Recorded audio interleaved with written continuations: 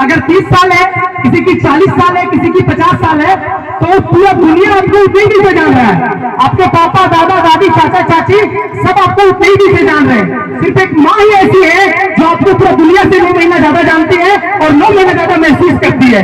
ये सिर्फ और सिर्फ होती है तो आपकी माँ होती है।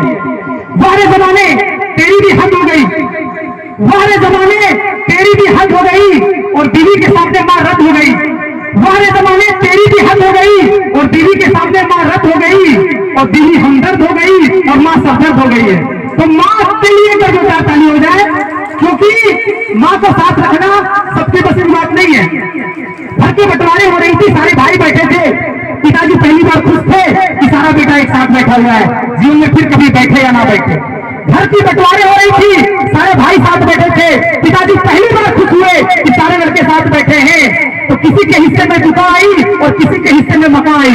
दुका मतलब दुकान और मका मतलब मकान। जब घर के बंटवारे थी तो किसी के हिस्से में दुका आई और किसी के हिस्से में मका आई। मैं घर का सबसे छोटा था, मेरे हिस्से में माँ आई। एक बार जोरदार ताली हो जाए माँ के नाम पर।